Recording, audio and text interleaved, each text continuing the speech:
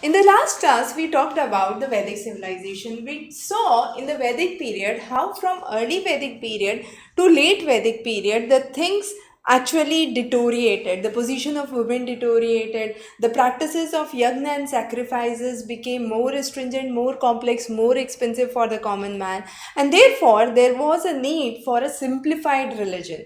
And this simplified religion came during the 6th century in the form of Jainism and Buddhism. So, what were the factors that actually led to the rise of Jainism and Buddhism? The first thing, as I mentioned, was the complications and the ritualistic practices in Hinduism.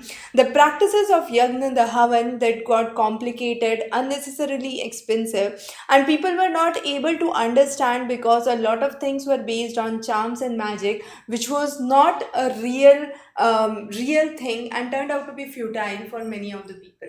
Also, the amount of animal sacrifices which were done were increased during the later Vedic period, which was one of the reasons that people were trying to move away towards a simpler form of life. Another important thing was, so far Brahmin's position was considered important, but during the later Vedic period, what happened was the position of the Brahmins were honored, but the position was taken directly or indirectly by the Kshatriyas or the king, and this affected the existing system. So that was again one of the reasons for the rise of Jainism and Buddhism. The language, which was widespread, became difficult. Caste system became more rigid, and transformation from one caste to another caste was not allowed, and this created a feeling in a lot of people that why should we have faith in caste system. And ultimately it was the effort of the intellectuals which brought a new phase into the life of the common man. So we will be talking about Jainism and Buddhism as two major segments which change the ideologies and the way of life for the human beings. To begin with, we would start with Jainism. So Jainism was founded by Lord Rishabdev initially. However, we say the real founder of Jainism was Lord Mahavir, or also known as Vardhaman. He was the 24th Tirthankar. Among the major Tirthankars, overall there were 24 Tirthankars. The first were Rishabdev, 23rd were Pashnath, and 24th were Mahavir Swami. And it's believed that the three that we have mentioned are the most important among the all. Now, Pashnath was the son of the king of Ashvasen in Banaras, and it was believed that the concept, the 5 vows which were given under Jainism, 4 of the vows were given by Lord Pashnath, and the 5th vow, that is chastity, was included by Lord Mahavir. So again important. Coming on to the life of Lord Mahavir, he was born in Kundalgram near Vaishali in 540 BC, and he was considered contemporary to Gautam Buddha. His father was Siddharth. However, the other name of Gautam Buddha was Siddharth. So it's interesting to note that. And his father was the head of a Kshatriya clan known as Jantrika. The mother of Lord Mahavir was known as Trishla, and she was a Lichavi prince. The partner of Lord Mahavir, the wife was Yashoda, and the daughter of Lord Mahavir was married to Jamali, and Jamali became the first disciple of Lord Mahavir. At the age of 30 years, he left the home and started to look for self-discipline and self-mortification. This went on for a period of nearly 12 years, and at 42 years, he attained enlightenment known as Eklavya Gyan. This Eklavya Gyan or enlightenment was the time when Mahavir was called as Jinna or conqueror, and based on this, the segment or the followers were known as Jain. Among the leaders during that time, the kings during that time, Ajatashatru and Bimbisar were two important kings who followed Lord Mahavir. Finally, he lost to Arbod in 468 BC at 72 years of age at Pava near Rajgir. Now, his teachings have been extremely important. The first important teaching is ahimsa, non-violence. So, walking barefoot so that the animals are not harmed, the insects and small microbes are not harmed.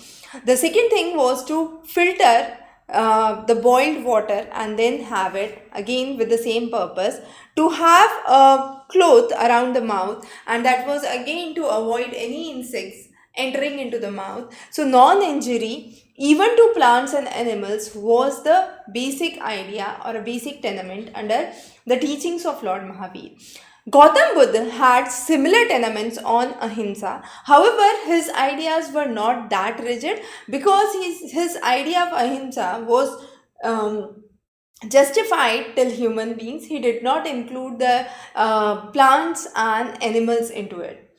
Another important thing and a major teaching of Mahavir was you should not have faith in caste system. And this was one of the reasons that the impurities that cropped in the society during the later Vedic period were getting dissolved. So no faith in the caste system, no faith in any form of yagna, sacrifices or rituals to be practiced. And the idea was to attain moksha, which is also the salvation, and this could be attained through a Tri-Ratna marg. Now, what is the Tri-Ratna? It is right faith, right conduct, and right knowledge. Another important thing were the 5 vows. What were the 5 vows?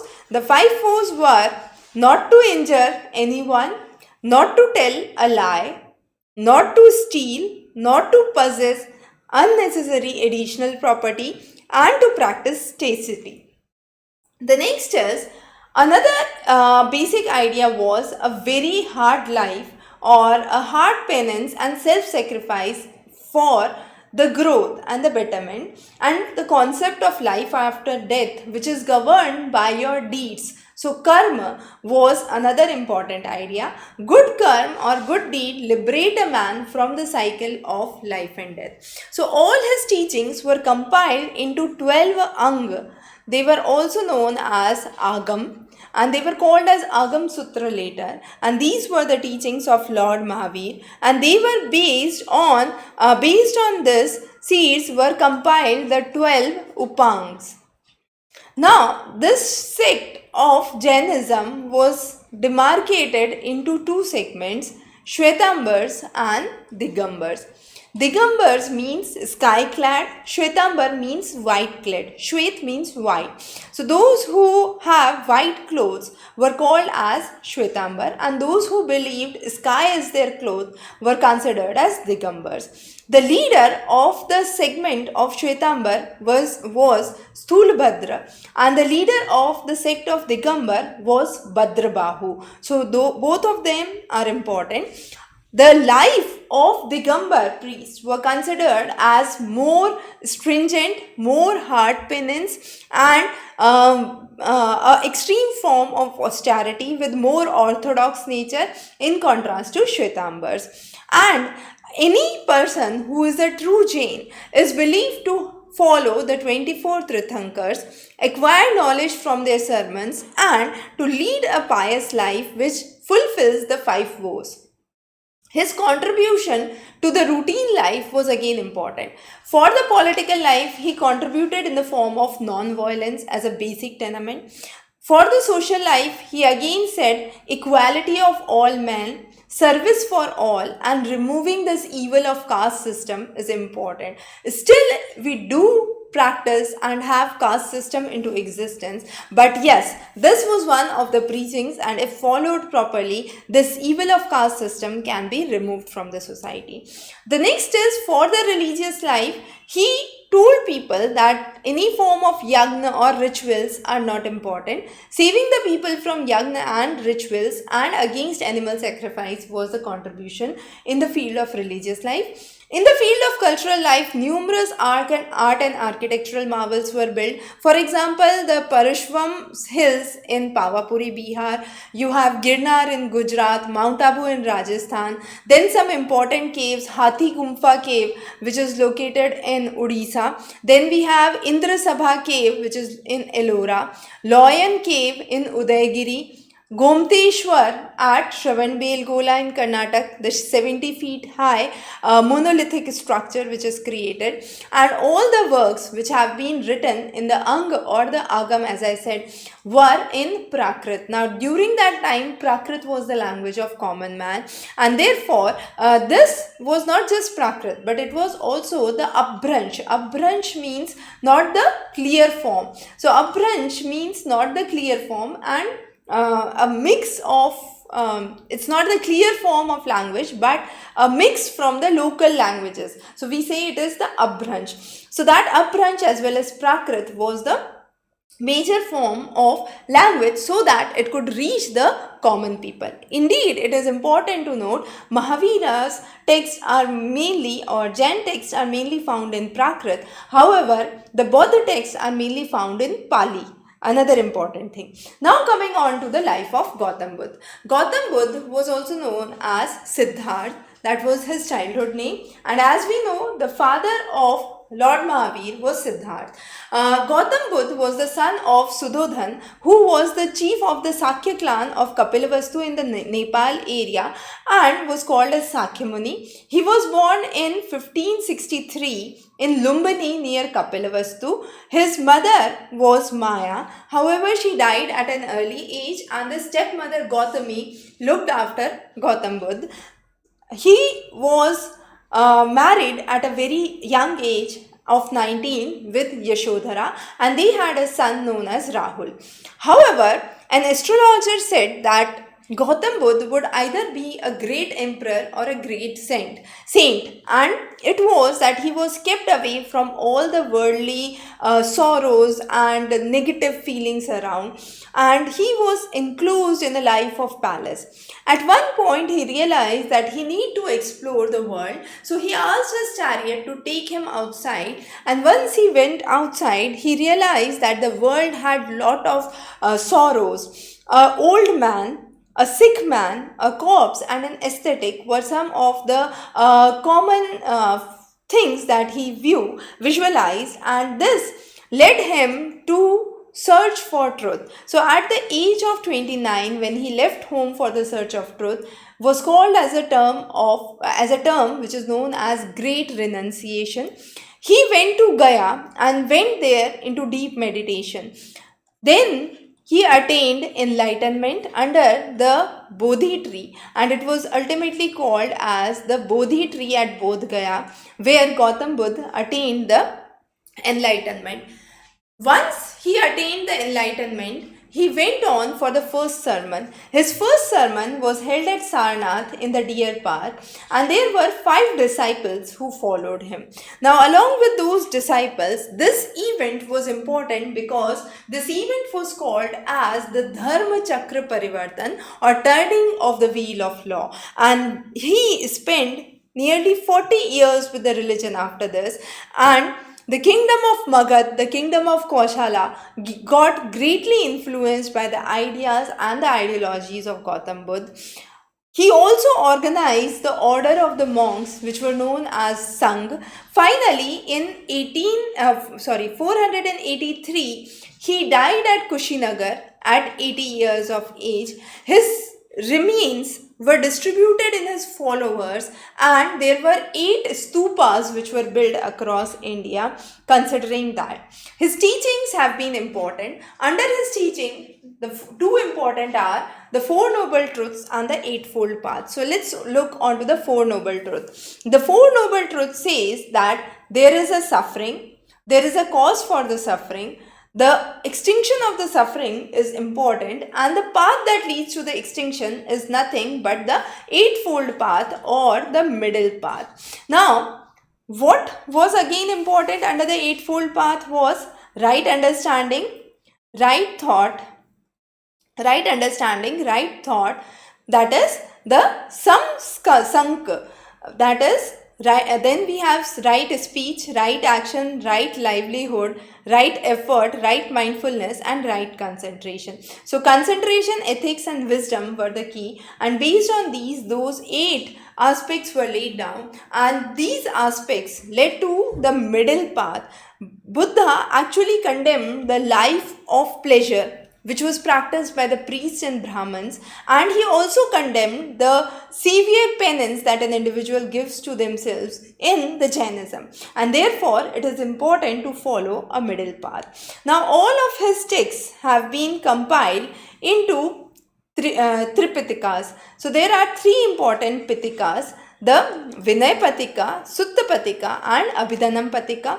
Vinay Patika are the rules and the regulations for a daily life. Then we have Sutta Patika, which are the teachings of Lord Buddha and the moral principles and saying. Abhidanam Patika is the interpretation of the Sutta Patika. So those are the three Pitikas which have been explained under Buddhism.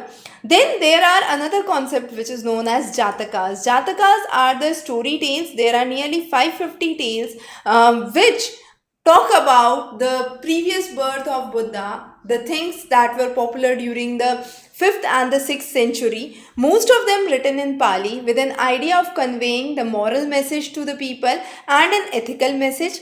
These stories seem to be interesting and were translated into foreign languages too, and it told a lot about the life of the common people and the kingdom of Magad and Koshi during that time.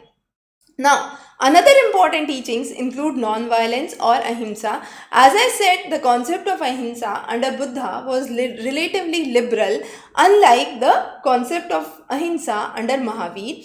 He did not talk about existence of God. He was silent on this matter. He did not have the faith in yagna or sacrifices and caste system similar to the Jain philosophy. And the concept of moksha under Jainism, nirvana under Buddhism, talked about leading a noble path and following a right path, and once you do so, then nirvana or salvation is definitely there. He also focused on the theory of karma or the theory of rebirth, life after death, and this was again a similarity with the Jaina philosophy, and stressed on the right conduct. However, he did not talk about the 5 vows as in the Jainism, but the concepts were pretty similar. Being kind to the animals, no stealing, telling the truth, not indulging in any form of pleasure activity is what was the teaching of Lord Buddha. Now, Buddhism later bifurcated into 2 sets. These were the Hinayan, the lesser vehicle, and the Mahayana or the greater vehicle. So Hinayan or the lesser vehicle were the followers of Hinayan were the staunch believers of Gautam Buddha's teaching. They denied the existence of God, followed the Eightfold Path as the only means of salvation, and Buddha could be considered as an entity because of the enlightenment and finally the nirvana. The Mahayana or the greater vehicle actually says that Buddha is nothing but an incarnation of God and one who can ensure salvation for. The next is the Bodhisattva were the holy Buddhists who have not yet attained Nirvana as Buddha, but they are proceeding rapidly towards attaining the Nirvana. So worship of Buddha and Bodhisattva became important under the Mahayana philosophy, and some of the major leaders, we could say, under the Mahayana Buddhism were Nagarjuna, Vasubandh and Diganam. So those were some of the major scholars or leaders under the Mahayana segment. So those are the important teachings, the 4 Noble Path and the Eightfold Path, extremely important. And the final thing that we'll discuss is the impact of Buddhism. So the idea of Buddhism was widespread. It removed the evils of Vedic sacrifices. The expensive Vedic sacrifices were removed. Buddha was actually against the idol worship. However, the later followers of Buddha created idols of Buddha made of a stone, and some of the historians believe that the idea of idol worship started only after Buddhism was invented. And the next was, so far, under the Vedic period, we had seen there were no temples. Worship was done in open air. But it was again suggested by some historians that it was Buddhists who brought the concept of viharas or math into temple. And therefore, even in Hinduism, the concept of temple started only after the concept of math, which started under Buddhism. So that was another important aspect. Then we had rulers like Ashoka, Kanishk, Harsh, who actually built numerous monasteries, vihars and stupas across, and the pillars were erected by Ashok, who talked about the ideas and the teachings of Buddhism. So here are some of the major pillars. Those in the square ones are the major pillars, and those in the triangle ones are the pillar edicts. So Meerut, Koshambi, Lauria, Nandangarh, Lauria, Argraj, Rampurva, Dholi, Jagoda were some of the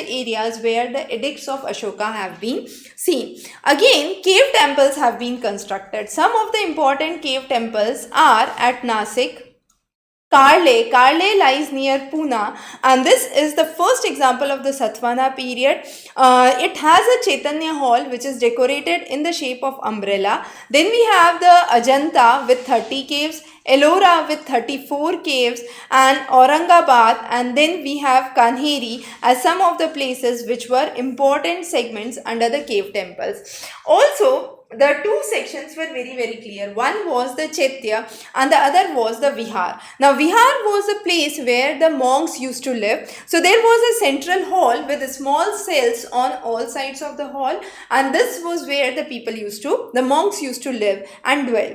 Chaitya was the hall of worship or the meeting hall, and this was a regular hall with semicircular at one end. A small stupa was seen at another end. It had large window above a main door, and this was to allow ample of light into the main hall or the meeting hall. So Chaitya and Vihara concepts became important under the Buddhist segment. And then talking about some of the major stupa. One of the most important stupa is the Sanchi stupa, nearly 60 kilometers from Bhopal. And this was one which was built during the time of Ashoka in the 3rd century. However, it was made double of its size during the period of Shunga dynasty. Now, Sanchi originally had wooden railings. However, during the Shunga dynasty, it had the wooden railings were replaced by stone railings and the 4 gateways. The relics of Buddha are contained there, and therefore Sanchi is considered as one of the most sacred among all the stupas. The next is Bharut. Bharut is again located in Madhya Pradesh, and this is a stupa from the Sunga period. Again, a hemispherical dome which is present, and Buddha as a symbol in the form of wheel or lotus or throne under a peepal tree has been mentioned.